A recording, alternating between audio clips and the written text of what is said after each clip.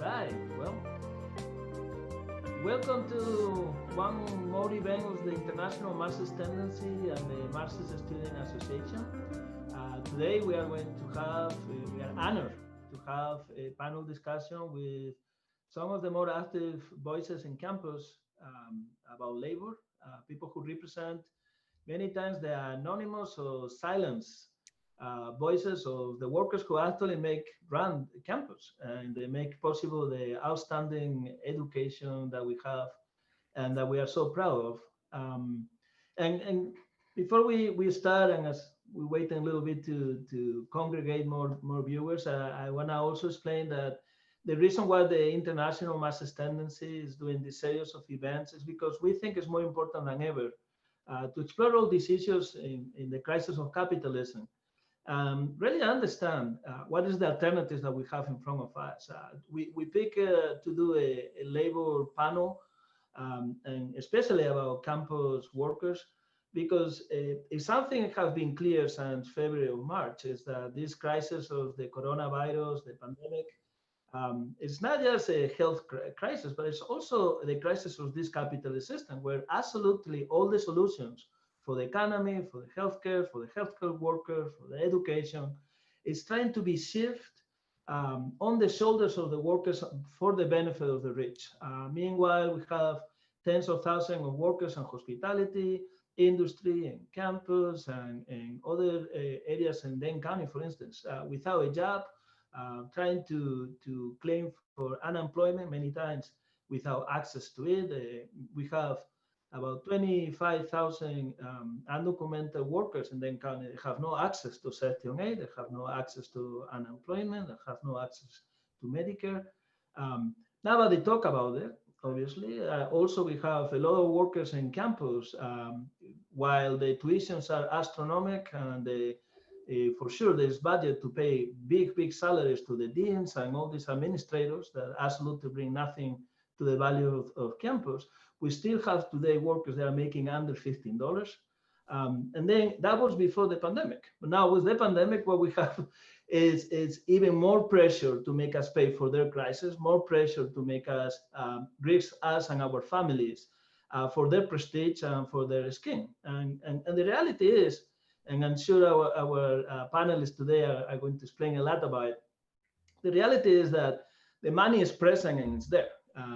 First, there was a lot of money already in just exactly to weather this kind of crisis, because we know every so often there are crises of the students, crisis of the industry and education, but the constant attack from the federal and especially the state legislation against public education have made the treasure of campus smaller and smaller, and more dependent of outside influences, corporate investments, prestige, the so-called be more competitive and treat what it used to be a public institution, the Wisconsin idea, another commodity to be traded on the market. And now that the market is crashing, now with that is trying to crash one of the things that we value the most, which is higher education and public education for everybody. So some of those of the topics that we are going to discuss today. Once again, you can read more about the INT and socialistrevolution.org. You also can go to our Facebook locally in Madison, which is Facebook INT Madison.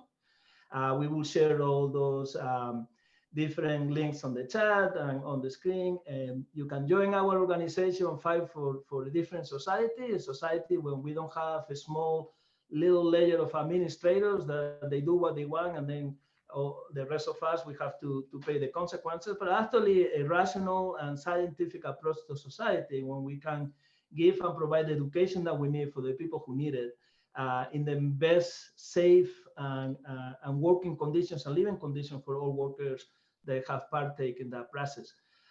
Without more hesitation, I guess I'm going to introduce our panelists. Again, we're very happy and very thankful and grateful that they decide to join us and spend a little bit of this Friday to talk what's going on with the workers in campus. So I don't really have a preference who to start with, but I think I'm going to start with Marybeth, which is the first on my screen here.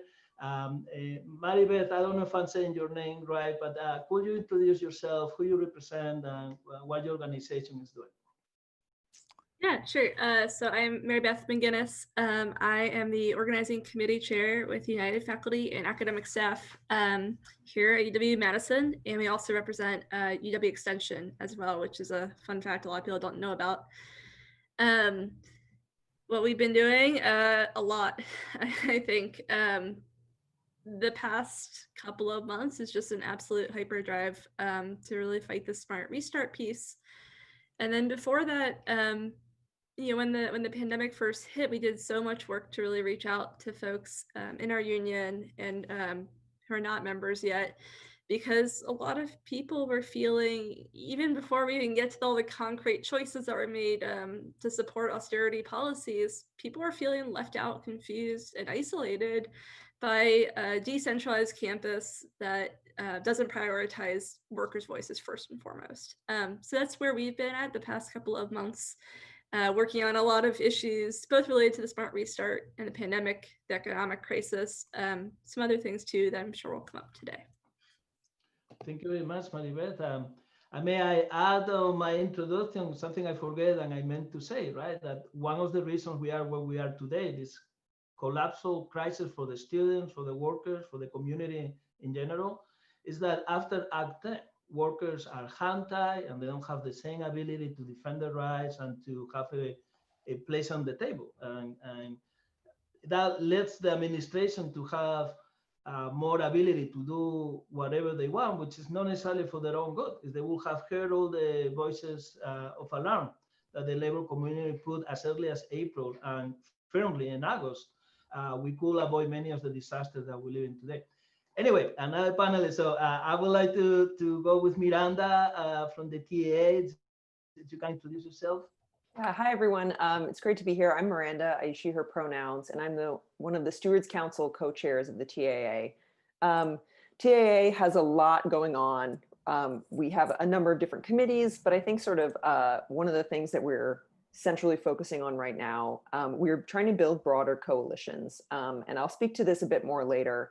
We're trying to do two things: broader coalitions with our community and with students on campus. And so I know this will come up, and I'm really excited to talk about the student worker interface on campus and outreach to our own bargaining unit. And there's one thing that Marybeth's comments really brought up for me, because coronavirus is not, I reflect sometimes on not just the challenges of COVID-19, but the opportunities it's presenting for organizing. And I think one of those, I'll speak to more of them later as we talk together, but one of the opportunities presented by COVID-19 is that the conditions of quarantine and social and physical isolation are showing people understand organizing, partly because of the conditions that they're under. They need to talk to other people, and they have problems that can't be solved alone.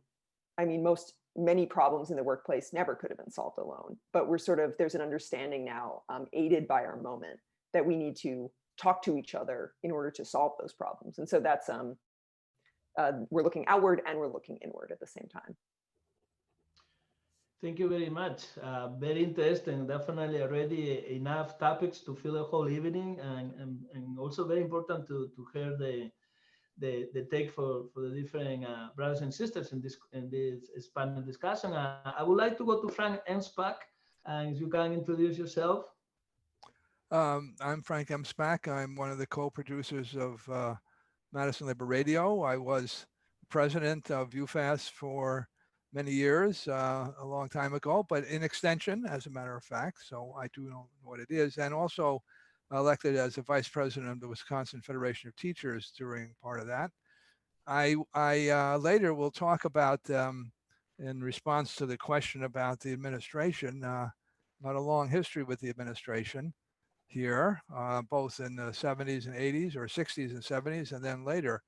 And prior to coming here, I was an officer of a large manufacturing union on the East Coast at General Electric. We had about 8,000 members, and I was like a chief shop steward there before I came here. So I have a sense about two different parts maybe of the labor movement, but mostly I think that we are at a stage here for growth. And I think that it's our responsibility, and there's nothing that can stop us at this point, because we don't have to worry about the law. There is none that really deals with us. So we might as well forget about that and move forward. Thank you, Frank. I believe you guys start at least on Labor Radio WRT to pledge. Yes, you should pledge for sure today. Our show just finished 10 minutes ago, but we can certainly use a pledge 256-2001. I have this memorized after 20 years, but you know, it is important. And we are the only show in town really that focuses, or any place, very few of them focus on working people and our movement. And so we very much need to hear from people for sure. Thank you, Frank. Well, all the audience, you heard it's 256-2001, and just say you want to pledge a couple dollars for Labor Radio. But that's where I get my news too, because it's impossible to have real labor news around. You got a lot of corporate news, but very few labor. Well, Harry, that will be your turn now. Can you introduce yourself? Okay, yeah, my name's Harry Richardson. I'm an ASME Local 171. We're the blue-collar technical workers on campus. And we're just, to be honest, we're just kind of treading water. We're just, we're a small local. We're just doing the best we can. We're having our monthly meetings. We're representing people who get in trouble, as good stewards do. And sometimes we win, sometimes we lose. We've had two of our members who've been very involved with the Congress, the General Congress, that's an advisory body to the administration, whose name I always forget. Anyway, people have been able to get some benefits there. They've been getting some access to talking directly to evil HR people. And we've been able to get night differential for our folks, custodians and people. So we've been able to make some gains there.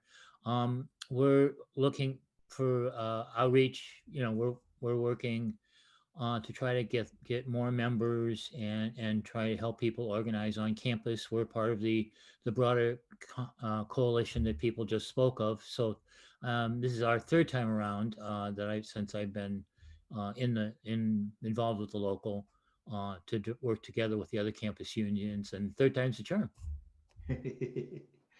Good job. I know that the work that you guys do is, well, every labor organization is very important in campus, but for sure you represent some of the more vulnerable parts of campus, and many times anonymized or silenced, right, by the fact that many times they work behind the scenes, so to speak. So we appreciate all what you do. Dylan, now's your turn. Hello, everyone. I'm Dylan.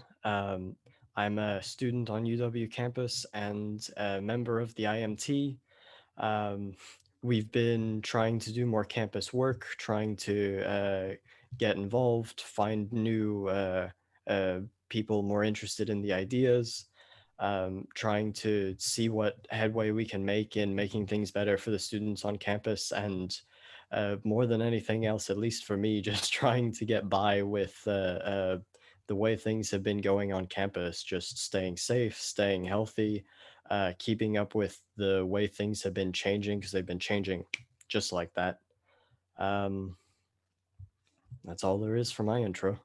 Well, thank you, Dylan, very much to have a voice of the students, so to speak, and which I think is, as Miranda was saying, very important to look as many avenues that we see to gather students and workers together. After all, most of us, we are in the working class, and we need to understand that even before we get a job, or when we have a job, or we are unemployed, or retired, at the end of the day, we have to fight together. So it's very important, very promising. So I agree with the panelists to do 3 questions. We are not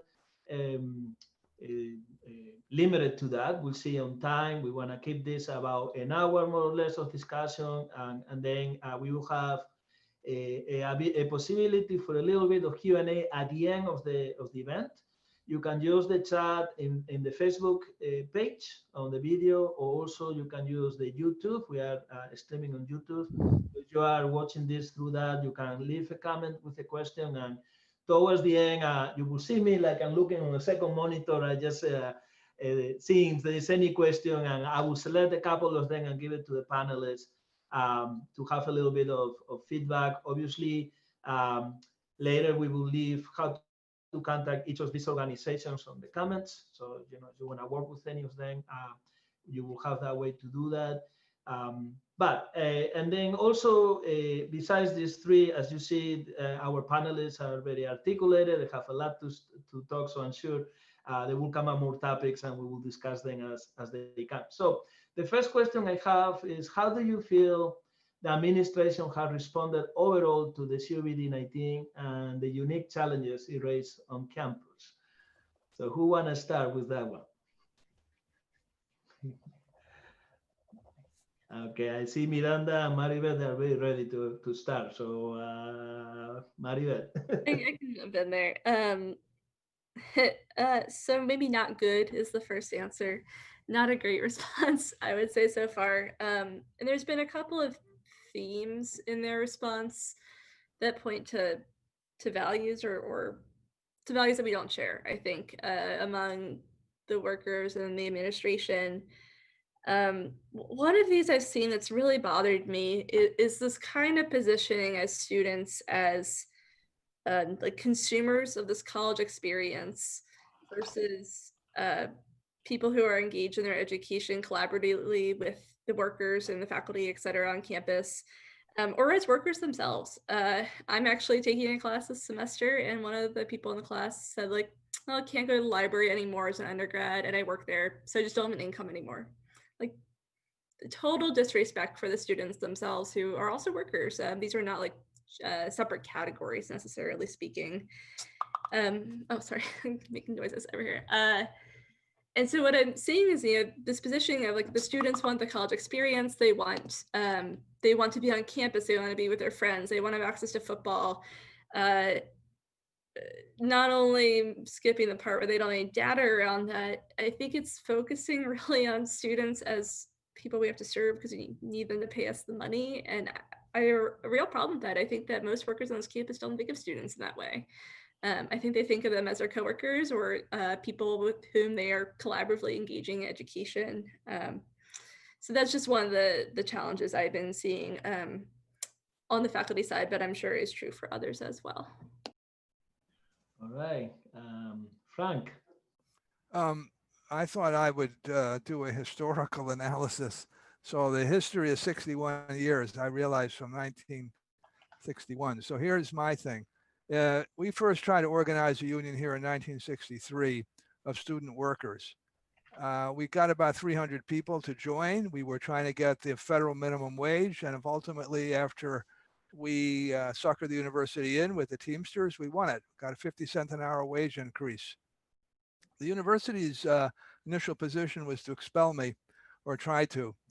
They, as far as I'm concerned, over this entire period of time, whether it was the Black student strike, the anti-war movement, the teaching assistants, or whatever, have never, and the faculty voted generally in this direction as well, never agreed to recognize any of the workers here as equals.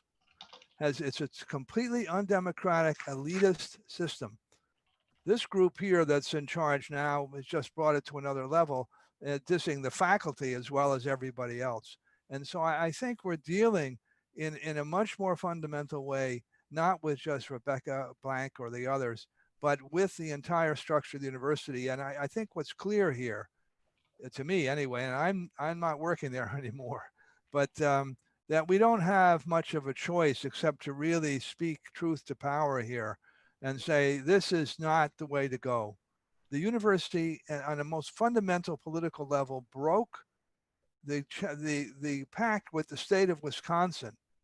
In the 60s, you could go here, and it cost me $2,300 for 4 years here as an out-of-state student. The deal was, you pay your taxes in the state of Wisconsin, your kid can go to the university. The university has broken that. And I think our political challenge is to bring that class perspective back to the fight. And I don't think we can win otherwise, because we need the rest of the people in the state. We need all the students here who recognize that something is wrong. And it's a fundamental democratic, in the biggest sense of the word, the structure of the university, the content of the education. It's a democratic fight. And I think it's a winnable fight because we are in such trouble now and people see it. I see people raising your hands. That helps me a lot. So if you want to talk, Harry, I think you raised your hand. Harry? No, I was just thumbs up to Frank. I was, I was agreeing with Frank. Well, Miranda's ready then. Miranda's yours. Yeah, I mean, just building off of what Marybeth and Frank are saying already, I mean, given that the UW administration, I mean, they've demonstrated that profit is their motive.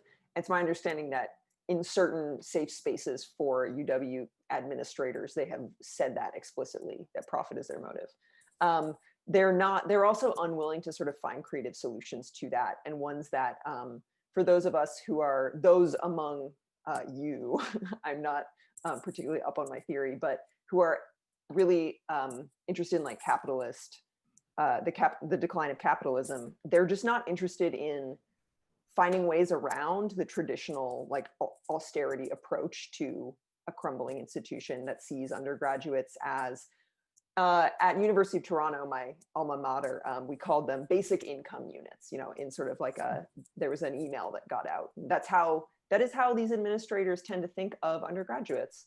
And so this kind of leads into another, like a big challenge that we're seeing in our organizing across the campus, which is that after, seeing that we are not, at least at TAA, a certified labor union because of Act 10, we have tended to attempt to go after the university's image to try to course correct when they're making decisions that are not, don't have people's best interests at heart. The challenge now is that UW is gesturing to the fact that they simply are immune to image challenges. And lives are on the line and they're not responding to that fact. So that's a huge challenge, although I do think it can present an opportunity as well, because there are other institutions in the States that their current administration has undermined their mandate to the point where it becomes easier to bring hard to agitate folks like faculty into the fold, just based on how egregious their responses are. So I am not particularly pleased with how UW admin has been responding. Thank you, Miranda. Dylan, did you raise your hand? Not really, but I can always talk. Okay. The first word that comes to mind when describing the university's response to COVID-19 is pathetic. We have a bit of a saying in my friend group. They won't start taking it seriously until we can no longer ask for refunds. Basically, we and I think, though it's a small sample size, the students kind of know this is money motivated. The administrators aren't out here actually risking their own health and safety to make sure that we get an education and to provide the service that they've promised. They have other people to do that for them, and so just inherently the way the system is set up at the university, the administrators only have to care about a bottom line, care about a few numbers on a page or a spreadsheet, and keep making sure that tuitions get paid, research gets done, and grants keep getting issued. I know a buddy of mine is actually an RA right now. He's in his second year, and he's described to me what's been going on at the dorm, and it's just been mental, absolutely insane. People just, I don't know how to describe it other than he said sometimes people just disappear. And that's much more sinister than that's much less sinister than I'm making it out to be. But essentially they're evacuated to quarantine dorms because they've been infected with COVID-19. It's gotten so bad that in, let's see, Celery and Whitty, I believe, those dorms have been completely quarantined. They were for 2 weeks. I'm not exactly sure if they still are. And there's just the imagery of people's stories on Snapchat of the students in those dorms walking single file line like prisoners to the dining hall, Gordon's. Because they have to let them out every once in a while so they can all feed. It's, I don't know how to describe it other than terrible. And the fact of the matter is, it took just huge spikes in cases for them to actually start taking it seriously and suspend classes for 2 weeks. If I had to guess, this isn't the last we've heard of huge spikes of the virus. So if nothing changes, the response will be just that. Things will get bad and the administration will say, okay, 2 more weeks. Because I don't think they could justify having things completely online and doing everything to make us safe and also charge the amount in tuition and protect that bottom line. I see some reactions, maybe. Oh yeah. So Harry. Yeah, just nothing real original to say, but that the university has totally disrespected any kind of democratic input that might have come from the workers, the staff people, the UW professors, whoever is connected to the university, has been rejected as any kind of knowledgeable base that could do a better job, that could tell them how to open the university safely. TAA, UFAS have done a good job, and folks in 171 and 2412 are helping, doing what we can, and we're working with the trades, and so we're trying to form a call for a smart restart, and we want a grassroots democratic university ultimately that is affordable again, like Frank was talking about, that back in the that I recently retired, but I was a mail clerk for 20 years, and it took me that long to get up to 15, and then I went a little over 15, and then I retired just when I was starting to make some money. But anyway, the university promised us, all of us, 15 in blue collar land, and they reneged on that promise, and they've rolled. They've cut back on our jobs. They've laid people off. They furloughed people, whatever fancy word they want to call for it. We have been really messed over by the university, and we are starting to fight back. We are organizing back, and people have had some demonstrations, pickets, including one at the chancellor's home residence that we pay for. And she didn't even come out to say hi. And she was defended by the UW police, who came out to see that we weren't misbehaving. But yeah, so we're doing what we can, and the university is just very disappointing. It's really just disheartening to see that the university does not care what we think, and that really hurts. And I mean that sincerely. I don't mean that in any kind of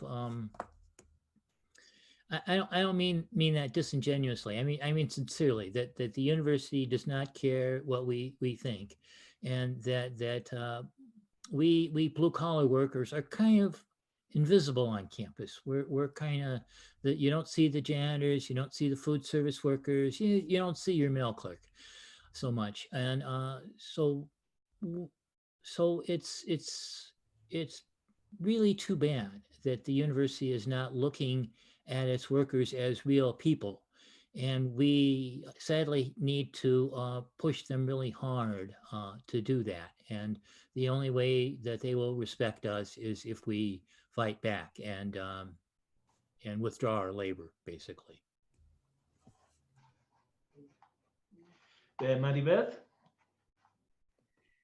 Yeah, I've met Harry before, but I'm sorry. There's like no words for how freaking ridiculous that situation is. And I'm sorry. I'm sorry on behalf of everyone else who you're representing in 171, because it's just BS. You know, there's like so many components to it that become normalized after a while of like, we put university staff in this one bucket, we put academic staff in here and faculty here, and graduate students happen to be students when we want them to be and when it's convenient, and they're workers when we want them to be and when it's convenient. We'll promise you $15 an hour for years, never get there, and of course by the time you should be getting there, it probably should be $20 or $25 an hour anyway. And it's just like years and years of bureaucratic nonsense to separate us all out. I mean, even the fact, frankly, and this is no diss on any of us, that we're all in different unions is a part of this problem, right? Mm-hmm. Because our issues are all connected here. Not getting the same types of benefits, pay structure, vacation, all these things, it's meant to seem normal, because that's like how HR works in our capitalist society. And it just separates us out.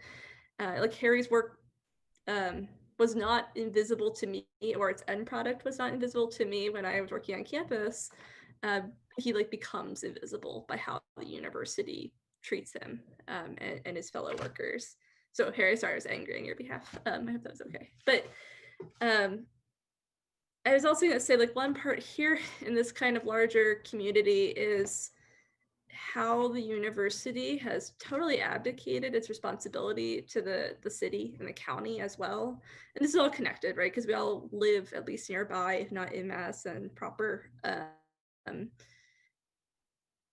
It's abdicated its responsibility economically. You know, workers do not leave their life at the steps of the university.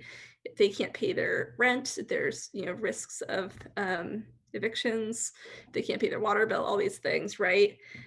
Which then puts also the city, the county in a worse place. And of course, in this specific situation, puts city and county residents in danger, whether or not they work at the university or not. And we've seen some of the cat fighting going on with Becky Blank and Joe Parisi, and that was not meant to be an insult to either. There's, well, to one of those people, probably not Joe Parisi though. And I just think it's totally absurd to say, because we're a city entity, I don't have to listen to the city, I don't have to listen to the county, I don't have to take care of my community at all, which is the line that Becky Blank and the administration has been playing. So I've ranted enough. I'll let someone else rant a little bit. No, that's very good. Miranda. I mean, I just want to add one thing to what Marybeth is saying. I mean, Naomi Klein has a term for like the areas, the geographical regions and communities that get like totally siloed and then destroyed for capital. And traditionally, Madison has never been one of those. Like, Madison is a city that is sometimes, you know, very, very privileged. But effectively, that's what Chancellor Blank is doing with this this smart restart, is transforming the entire community of Madison into a sacrifice zone, right? And when I say the entire community, it's not everyone is the same, right? I mean, like, POC folks in Madison are going to be more adversely affected, and, you know, so it's like, it's just this like layer cake of horror, essentially. Thank you very much. I think there's been some questions on the chat. I will keep tallying up. Some of them are being already answered. And some of them, just for the audience, we will answer at the end because we have 2 more questions. The next question is about organizing, and I think some of you already commented some of the things that TAA and UFAS have done. Also, a historical perspective, as Frank was put it. And also, Frank was mentioning that not only ACTEM obviously have weakened our ability to have a voice as a working class, but also the National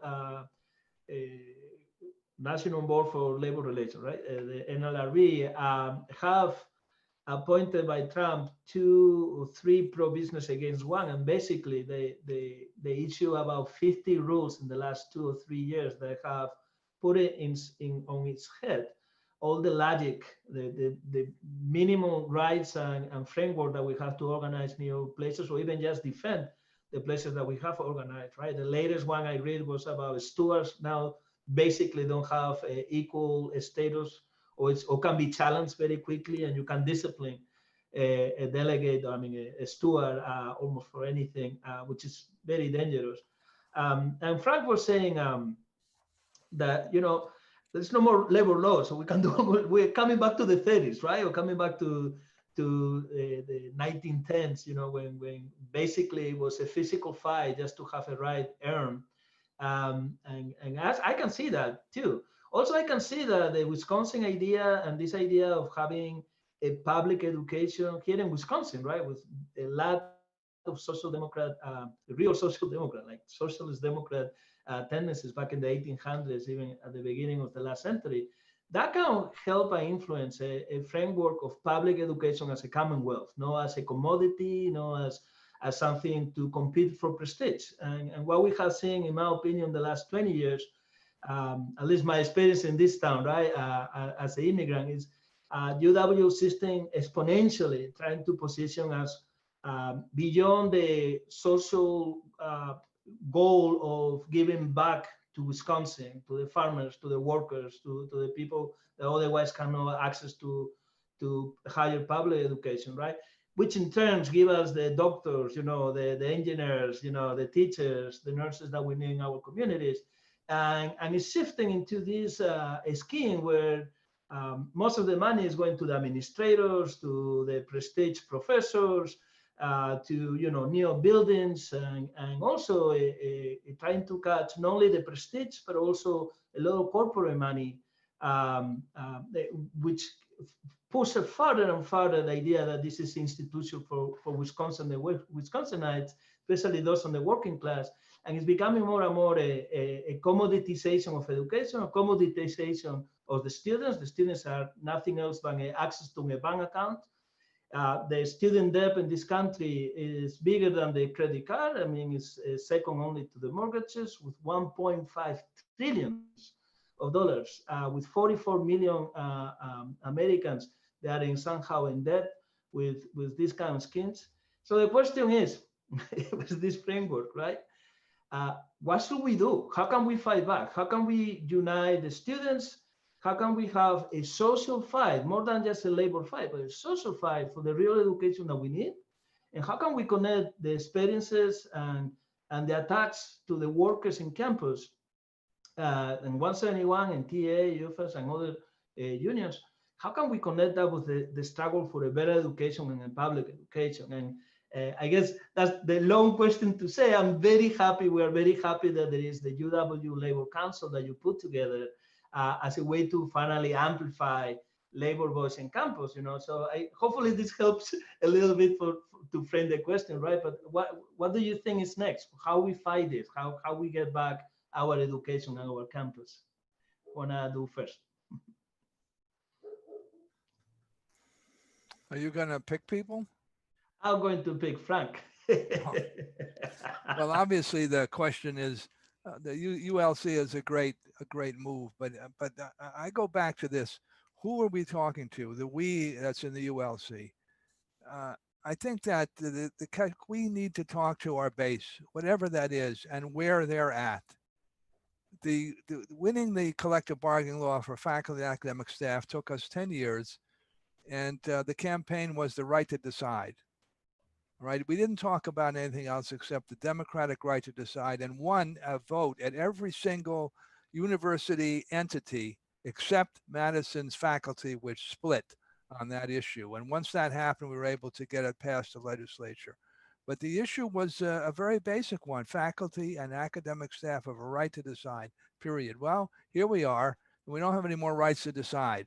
So it seems to me that when we talk about moving forward, we say we organize the people we know and organize them at the basis what they're at. So if it's a question of scheduling or a question of money or whatever it is, it doesn't make any difference as long as we're talking to them. Now, our experience with the university is this: they will do nothing unless they're forced to do it, period. And that was true with the TAA when they went on strike. It was true with us 10 years earlier, and it's been true ever since. And I think that that's the strength of the ULC, because it can negotiate with students and say, let's make a deal and mobilize together. It is an entity that can talk to the community and say, here's what we got in mind. What do you have in mind? Because without that, there is no other point of entry for other people that we can coalesce with.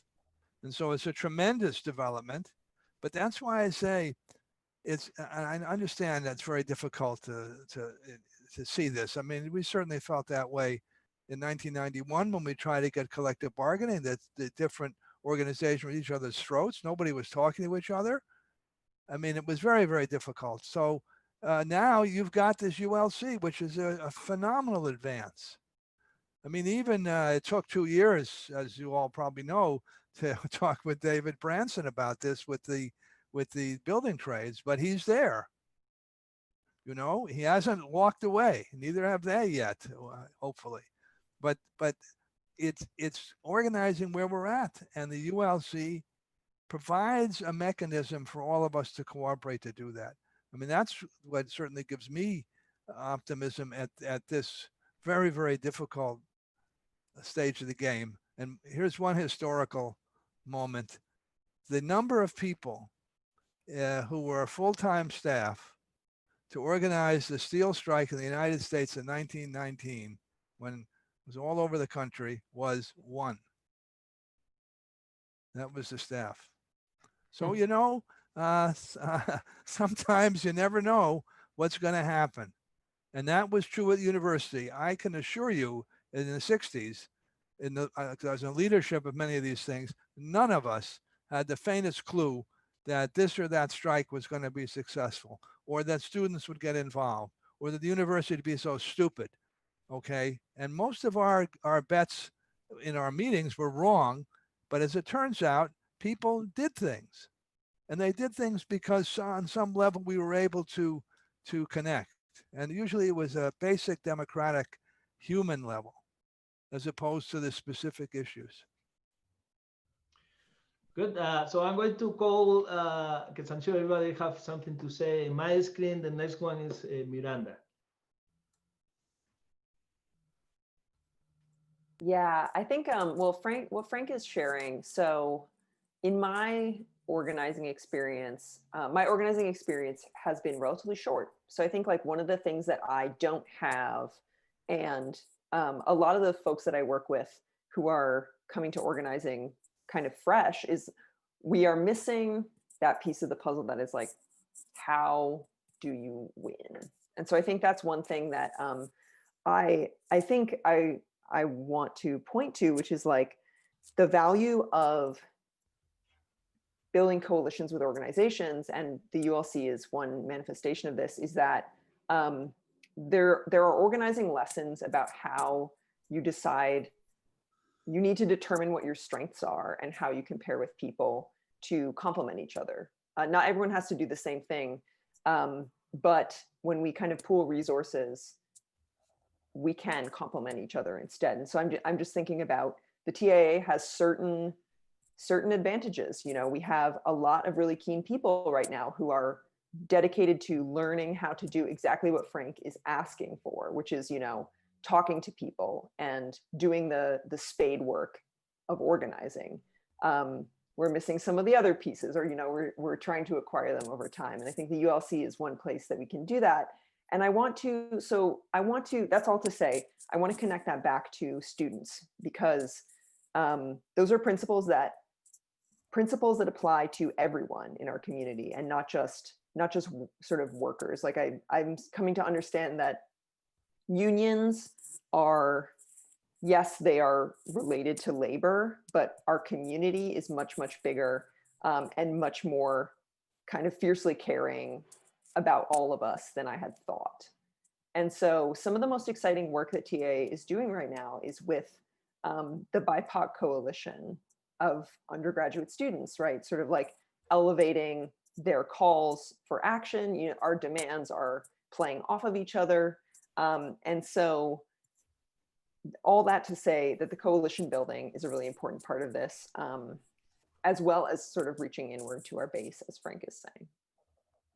Thank you very much. Marybeth, you will be next.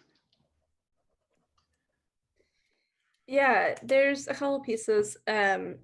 Yeah, I'm thinking about wins. I would love to win collective bargaining, as Frank talks about, but we'll see. But like one of the wins we did have this past 6 or 7 months, I don't know when time went by, is like getting Jim Johnson to not be system president. And I think like that happened, I blinked, and then I was back to panicking about how to win a bigger thing. But one of the reasons we got that win is just enormous pressure from across the state. And I think sometimes like here in Madison, not only are we all disconnected on campus with our students, with each other, we're totally disconnected often from other campuses too, that the folks I talk to, academic faculty and staff, academic staff and faculty, sorry. I think the experiences of some of the other folks on this call are probably very similar across campuses, but academic staff and faculty at other campuses often feel like they are just bearing the brunt of this austerity, and it's all coming here, and it has definitely already done that, but they get the first taste of it, right? So for example, Stevens Point managed to organize off as workers the Point Forward plan, which would have gotten rid of all these programs, et cetera.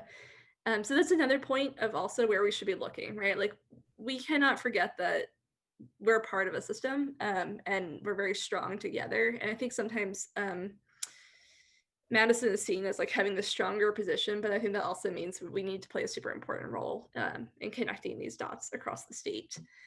The other thing that Miranda brought up that UFAS has been spending a lot of time on is the racial justice component. And I haven't figured out a good way, well, I'm already not a very eloquent speaker, but I haven't found a good way of talking about this, because one of the frustrations I have seen in none of the organizations here, but sometimes it feels like it's like slapped on, right? Like people are mad about this, and they're so mad they're in the streets, so we have to like do something about this. And I think for labor, you know, I can only speak to UFAS, but I have excellent experiences with others. That issue is really at the heart of a lot of this, and has not always been in the labor movement. Although, of course, Frank mentioned the Black student strike too, which the administration conveniently recently tried to promote as something they liked at the time, which was very not true. So that's another component that I'm seeing is really important here is, you know, a union job is not just to win raises and to just get material gains, which are of course critical, because that's like the only person doing that for us. Like we have to care for the whole worker as a person, because they bring that entire person to the workplace and they bring it back to the community. Yeah, so that's all I'll say for now. I would say you are very articulate in my opinion, but Harry, you are next.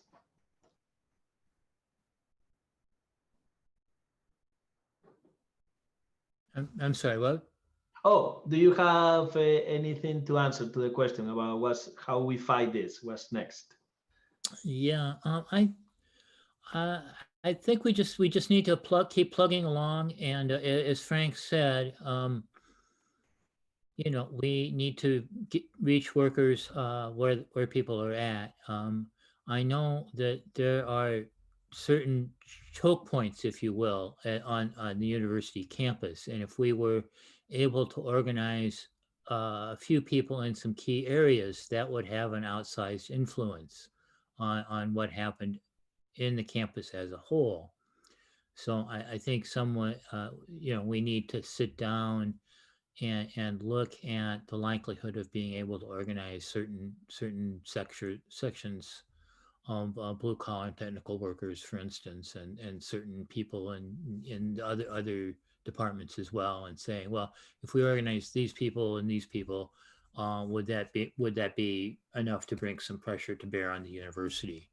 I think that at some point the only thing that really affects the university is threats of work stoppage, threats of disrupting business as usual, and I don't know how we get to that point, but that's the ultimate point. The power of the strike, right? Without our permission, the permission of the working class, not even a light can light on, right? So if we are able to harness that power, the war is ours, and that's the premise of our organization, obviously, because we are Marxists and we believe that not only we can fix the problems in campus, but also actually the problems in society by transforming this capitalism that is in decline, as Miranda was saying before, and actually have a much better society. We have another question that's related with the students, but I cannot start thinking some of the things you say, so I'm going to come and do a sub question here, or a follow-up question, right? I heard a lot about connecting where the workers are, right? But undoubtedly, the last 10 months feels like 10 years in terms of experience for the working class in this country, right? And we didn't even see the worst of it, right? I think we're still in a shock situation, but obviously we got like 44 million jobs lost, very few coming back.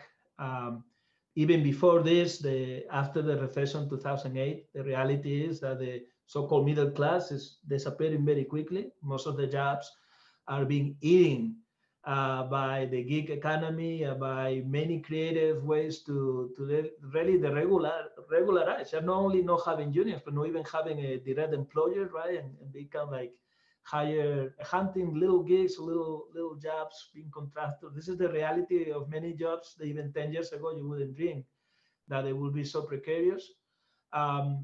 We see the hospitality workers, which is being kind of like the service industry, which has been kind of like the last resort for many of us when we don't find anything, or we're still finding a way to get into these careers that we want, is also being affected. And we also see anger in all kinds of ways that I didn't see myself even 2 or 3 years, even though, in my opinion, there's been a radicalization, right? But the Black Lives Matter movement, after the killing of George Floyd, it clearly is a movement that is still on, and they have radicalized many youth. And I think it's connected not only with what's going on in the Black community and the police brutality, but actually it's connected with anger against the system, right? There's all these reports now that, for instance, Judy Faulkner or whatever from Epic System, she have 2.4 billion, which is enough for one person, I suppose, in March, and then by the end of June, she have like 3.7 billion. Who knows how much she have now. So we see that the richest fortunes in this country, they are not doing bad. It's us, the workers, who we are doing bad. So the question back to you is like, where the workers are today? When we see 70% of young people from 18 to 30 in many surveys or polls out there are saying that they will even give a chance to socialism. We have organizations like the DSA growing exponentially, the Bernie effect, which unhappily for second time now, the Bernie campaign kind of like ended up dying in the grave of the Democratic Party. But the reality is that the Bernie revolution, the Berm, signify in this country really shift on the floor of politics. I mean, we are not talking about being humans and democratic. We're talking about really who has the power, why we have to keep tolerating a system that is not fair or even given us the opportunity to get ahead, right? So my question back to you and immediately from the Marxist tendency, can we link these narratives? Can we link these demands, this explanation that we are the working class. And if we don't do nothing, the capitals are going to keep taking and taking and taking until we stop them. Okay? Could that be one of the ways that we can connect all these communities and all the systems, including the Black community in Madison, including the student community, and for sure, not only the workers in campus, but outside, right? What do you guys think? Raise your hand. Marybeth. Yeah, I just think it's funny you brought it. I used to work at Epic actually, so I know the Judy thing. I think kind of one of the missing components for a lot of workers, and I really, Harry will always like hammer home the strike thing, because I think it should be, and we should say the word strike just every day, kind of to ourselves in the mirror, to remind ourselves that everyone on this call represents the working class. I have that well-paid faculty in my bargaining unit, right? They're also the working class. I don't know if they all think that way, but it's true. They work for their wages. But one of the things I noticed when I was working at Epic, actually more than anything else, is I think people are really desperate for community and connection. I think what Miranda highlighted at the very beginning is like people are starting to see that, right? Like they're feeling more isolated. Like I think the whole COVID pandemic has pushed that to the forefront. And I think it is up to people who see labor as a place where you can actually like improve your life, and like the work you do there, and like this understanding of like very basic, people want to call it like theory, but it's just like true. You like work for your wages that someone else gets some of the profit off of. Like that's just like a factual statement. It's not really theory, but and I have not read Capital Volume 1, so please forgive me. So to me, that's a big thing, right? Like, is like, I think the labor unions and people in labor need to be providing that community as well for folks. It's not just about that material gain. It's about really saying like, damn, I feel isolated in this society, and it like doesn't feel good. And we can present a place not only to do the work, but also to be together. So thank you. Any other reaction? Otherwise, I'm going to go to the next question. Oh, Miranda. Well, I have a reaction, but it's very painfully concrete. It just occurred to me that we should be having digital labor temple drinks to kind of shore up some of our relationships. So stay tuned. I'm going to be passing that along to my people. So, well, I sign up for it right away. Good. So the last question, and again, we have some Q&A, so we will go organically as this discussion goes. But so far, again, thank you very much for your participation. This is great. The next question is how this affect to the students, and how can we work together? We talk a little bit, right? But to make things better. So I want to go back to Dylan in terms of, from your perspective, also, how can we collectively do this, right? What are the things that we can do to improve campus, and how can we fight together? Well, in terms of how this has affected the students, I know before I gave a few examples of the just imagery of quarantine dorms and people disappearing. More than anything, though, it's just put the well-beings of us, the people around us, and the people we care about back home in just jeopardy, just really bad jeopardy, because we, I suppose, most of us being younger, are generally less susceptible to dying from the virus, but that doesn't go for anyone we meet, come into contact to. That doesn't go for our parents who are back home, or our families who are back home. And some of us even are at risk. This isn't some old person's disease, as I've heard it put in certain places.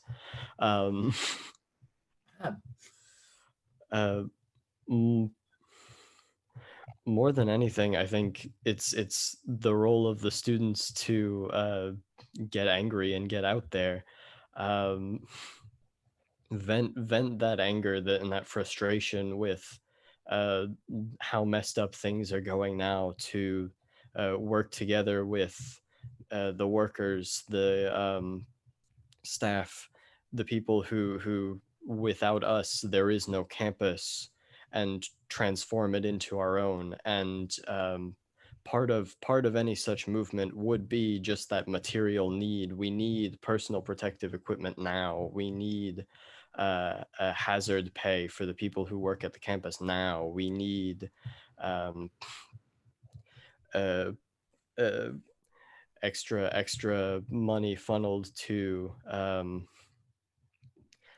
sanitation and the university health services that should have been done yesterday. But more than anything, to secure all of these changes, we need, I think, to fundamentally restructure the way our campus is run. Um, Instead of having administrators, uh, administration should be tackled by the people who work on campus. If we to um, if this truly is our campus, we should start acting like it. And this starts with little things like the workers on campus are represented by people who they themselves democratically elect, and those people who are elected can be recalled at any time by the people who put them there. It starts with making the term student union mean more than just a building, or student government actually have a say on what happens on this campus.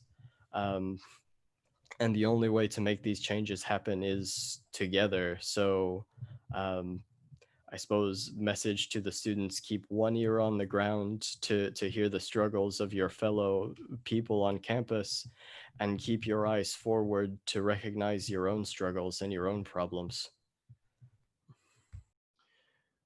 Miranda. Yeah, and going off of what Dylan's saying, I mean, I'm called back to Frank's call for us to talk to our base, right? So it's sort of like there's like seeing your struggle, and then there's the other parts of organizing, right? Which are, all of them are hard, and there are a number of steps to them, right? And sort of like showing people that there is hope and that it comes through us working together and us going out, like stepping the cliff edge and off, right? And so I want to talk for one moment just about the potential affordances of Act 10. I'll never say it again, I promise. But I think one of the, speaking as a, you know, a somewhat like a smaller union than TAA used to be, that much is true. There are ways that we can grow and change quickly and adaptively that we certainly couldn't have done before. And I think one of these things is, so we are not a certified union right now. As admin, the current administration of UW is very pleased with that fact. We're not a certified union.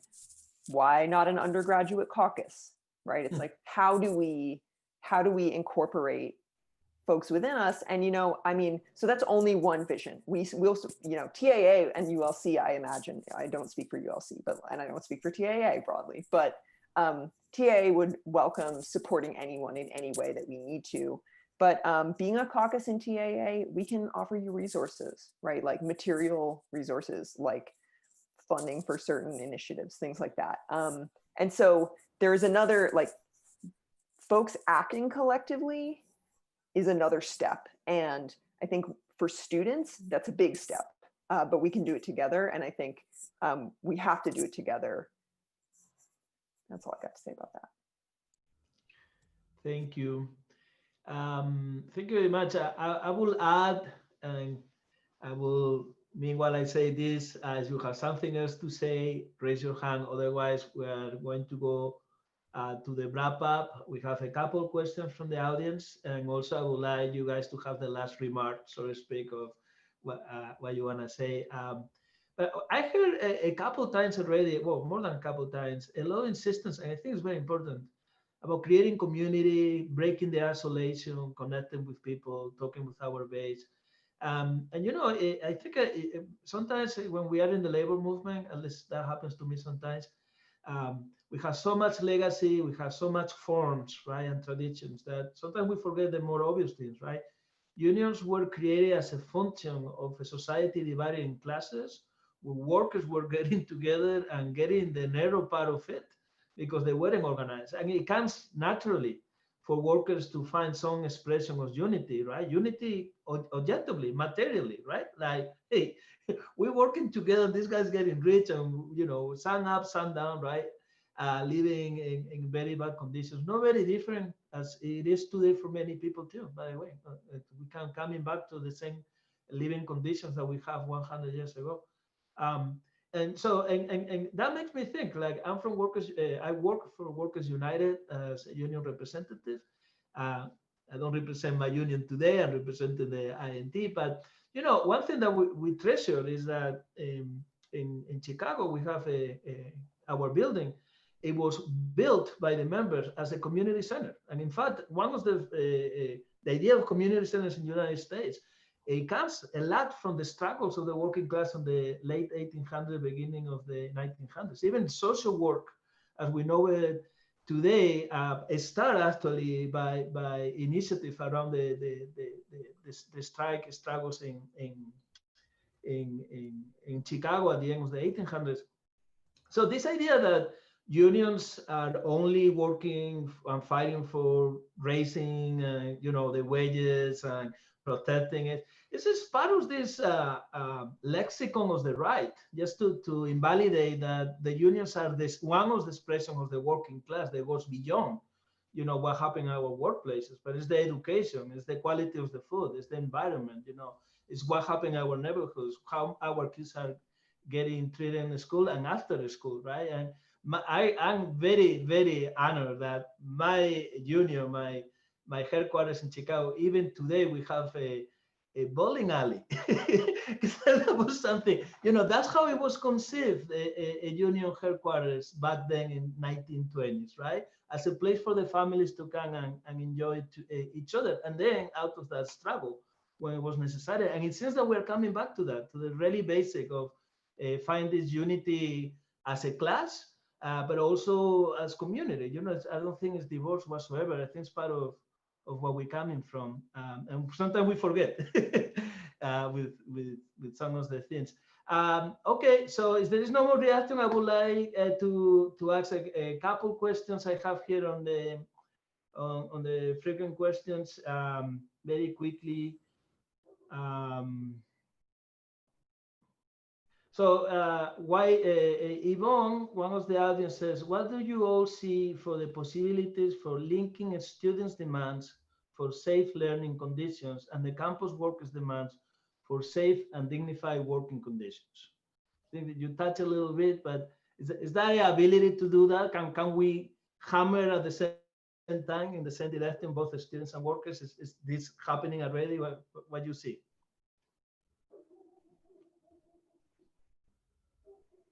Everybody agrees? I can take if anyone else wants to. I just want to make sure you're not to talk. Yes, short answer to that question.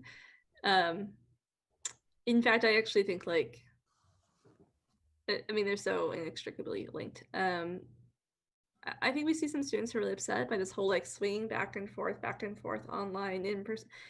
You know, I think part of what has to be understood there is from the instructor point of view, they now have to switch between how they're teaching over and over again. They were not given the summer to plan. So you have students who understandably feel frustrated, like a virtual education wouldn't be as valuable maybe, which again, doesn't have to be true, but it does mean giving instructors, TAs, the time to actually do that well. TAs got their first paycheck yesterday since June. Like, I mean, really, that's what it comes down to. Is like your instructors, your TAs. I mean, they don't even have money to feed themselves, and they're being asked to switch between back and forth, different instructional modes. So I think not only do they work well together, but absolutely connected. And then one of our other demands for the ULC, of course, would be we've always thought that was smart to do, but and I don't know if Harry or Miranda would want to say anything more to that, but it has to be also connected with if there are fewer people on campus, you still need to be paying the people whose jobs would be lesser or like less work to do because people are on campus, because that's like inexcusable. Thank you. Anybody else want to contribute to the question? I think we touched it already a little bit. So thank you very much, Marybeth. The other question I have from Michael S. Goodman.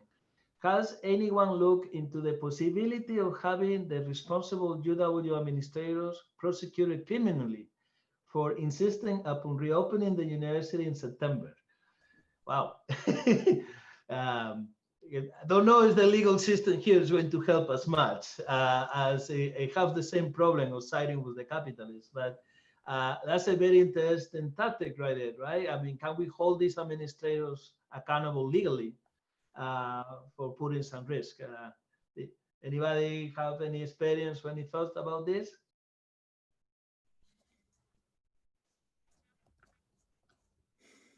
Let's see, a lot of thinking. So yeah, I would say to Michael Goodman, thank you for the question, but I'm sure you will know if that happens.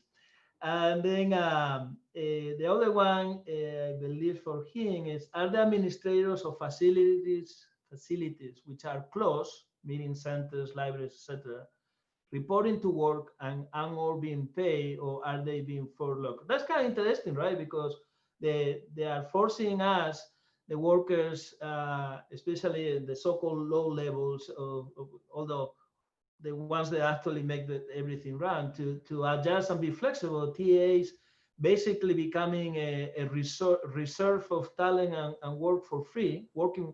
So now their finances, I mean, I didn't know that TAs didn't get a check from June, but that seems to me that the TAs have been financing UW, right? Because if those TAs will go to another university or start looking for another job, we wouldn't have classes. But that instead of paying them something, they decide not to pay any. That's horrendous. What happened with administrators? Do you guys know? Is those deans and those high ups that make those decisions, do they still getting money and pay for that? Haven't some departments either agreed to or voluntarily where people took pay cuts? I was talking to people in art history, and Right. several of them have several of the faculty reduced their salaries. So it seems to me that the administration ought to be able to reduce their salary by 20 or 30% as part of the shared governance and shared responsibilities they always talk about. But I don't think anybody has raised that. Maybe now that students are going to be attacked again with more quarantine, it's a good time to raise it. But it seems to me it's only fair. But I know departments have done that. And I also know, and I think it was in sociology, but I'm not sure, that the administration came and told the professors they couldn't do that. Some of them had decided to try to find a way to take some of their cash and give it to the blue collar unit. And I think that they were told directly, I don't have this letter, I tried to get it, that they couldn't do that. And I don't know if that's true, but clearly there was some sentiment to do something. That's real class solidarity among some layers, right? I wonder the deans and the high ups that make $200,000 and $300,000, you know, with the pay cut, they're still making more than we do collectively here, but in 1 year. But thank you, Frank, for that, because I think it's important to see it, right? As I think Marybeth or Miranda were saying, that we are all workers, right? And even those who are professors, they are working on the department, they understand that sometimes they can give up part of their money to other layers of the working class. But obviously they are not the problem, right? The problem are these high ups and who they are working for, which is the capitalist class. Well, it's 7:15. I know some of our panelists have other commitments today. The conversation has been great.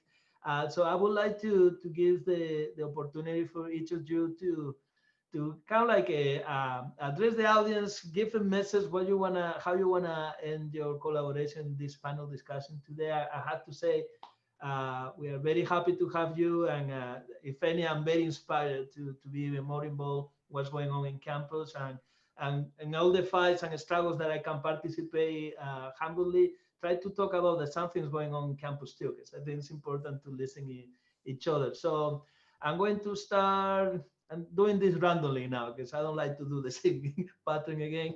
So I'm going to start with Dylan. Dylan, what would you be your last contribution in this panel discussion?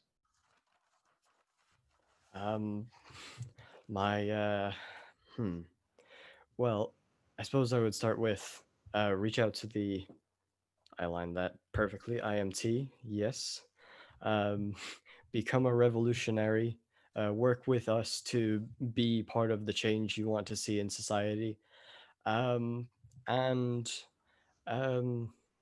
reach out to the people around you. Don't let yourself get isolated in this socially distanced funk where you think you have no power to change the world around you. And above all else, don't let anyone tell you that this is the best it can be.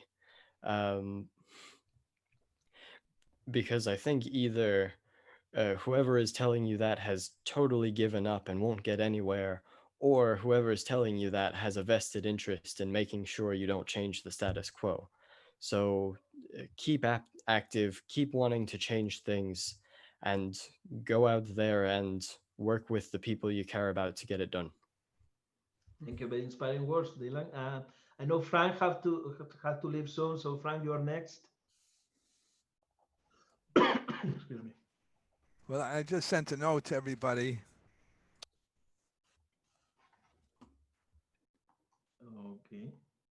I don't think I see it, but can you say something, or you need to leave right away?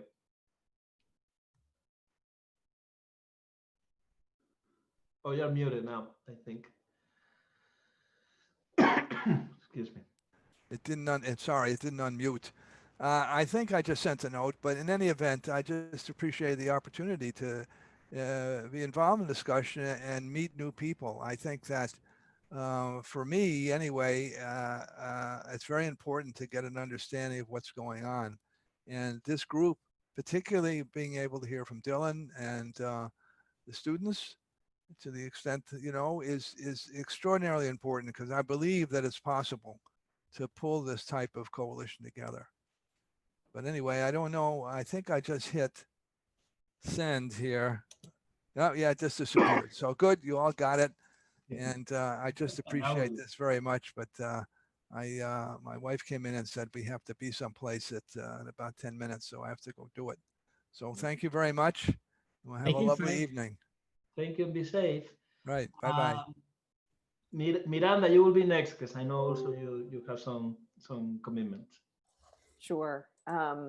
Yeah, I think I just want to end by saying, well, first of all, I mean, thank you so much, Alex, and IMT. This has been really wonderful. It's been really nice to meet you both. But so I wanted to end with two things, which is to start by saying that I feel really affirmed in pushing hard for campus like coalitional action, and in wanting to support both student organizing, but also other locals on our campus, and thinking about how TAA can offer what we are good at to other locals in need. I feel really confident that we should be doing that and pursuing that more. So thank you. And I also wanted to just point back to Michael's question, because we didn't answer it, and I'm not a lawyer, and I have never talked to a lawyer in any capacity that would be useful. So I can't answer your question, Michael, but I wanted to point us to one thing that can kind of, I think there are, so if I interpret the question broadly and think about ways that we can influence the administration unconventionally, I want to point everyone to, I believe, last night's Dane County Board of Supervisors meeting. And so at that meeting, they passed this amended resolution urging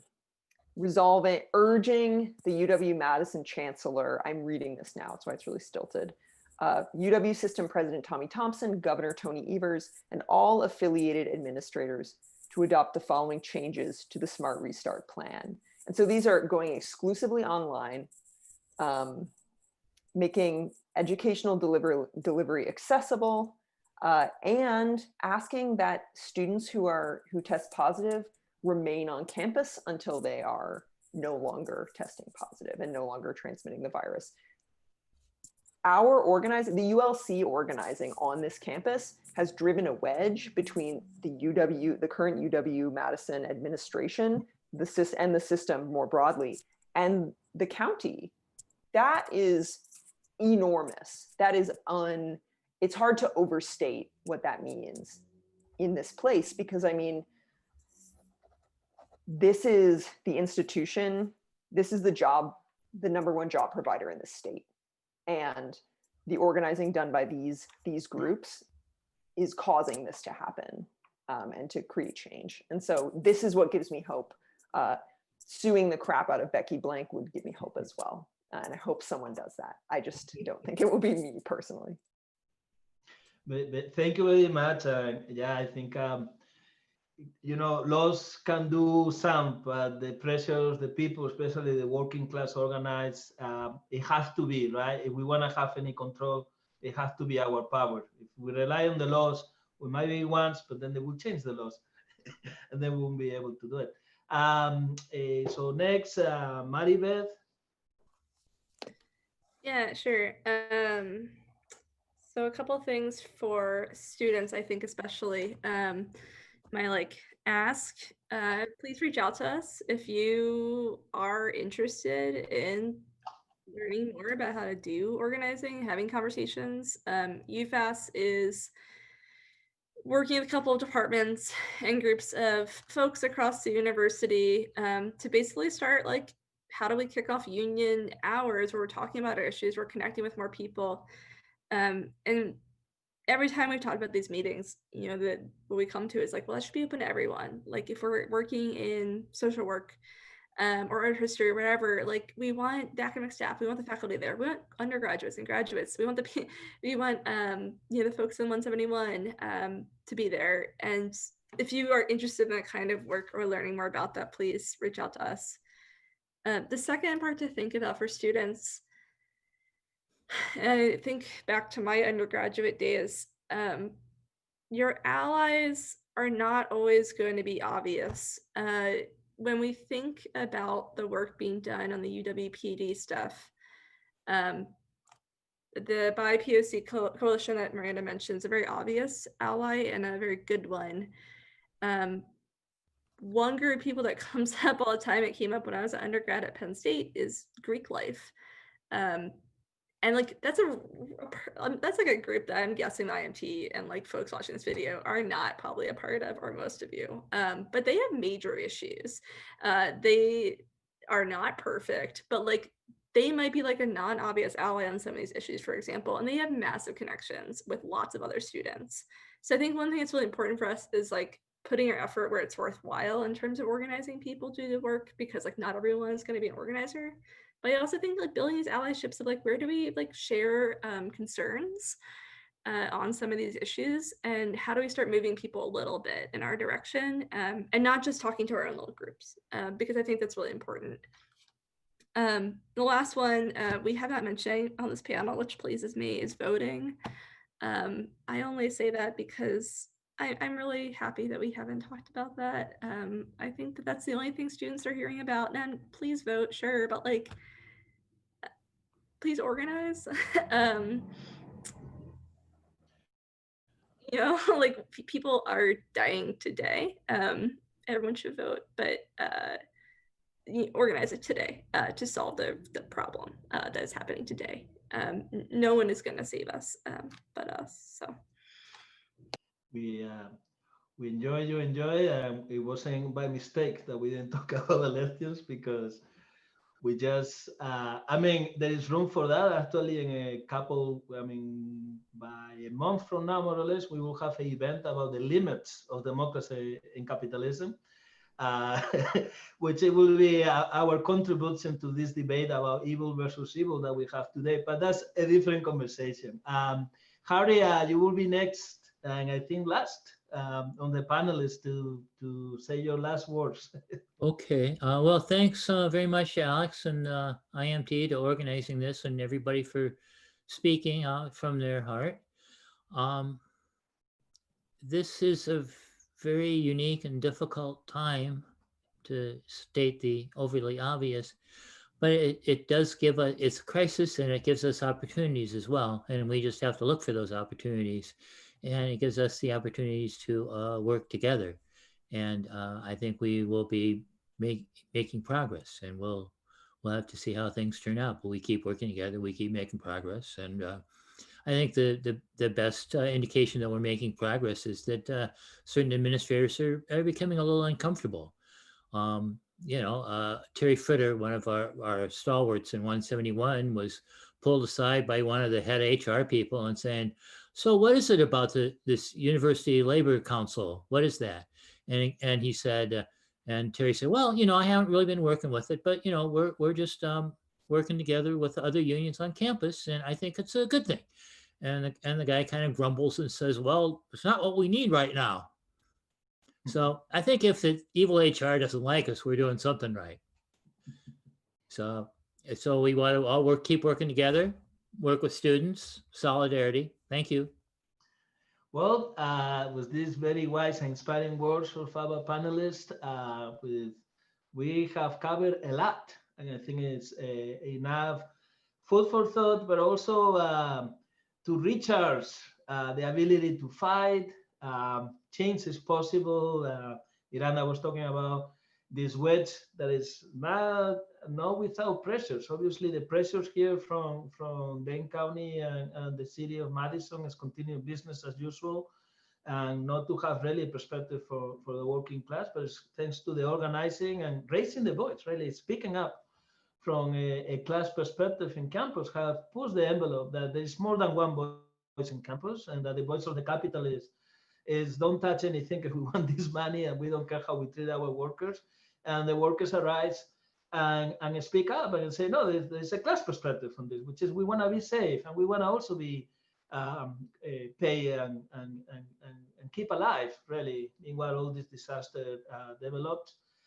We had also the wonderful energy invested on reorganize and rethink organizing in campus. I think this is history. We will see this video 10 years from now. We'll say the beginning, right, of reformulating real working class power in campus. Start with the initiative of UFAS and TA and ACME 171, that despite all the attacks, we're still alive, we're still doing noise, and we're still trying to represent, or they're still trying to represent the needs of many workers and students in campus, that they need a different society, they need different living conditions, different working conditions.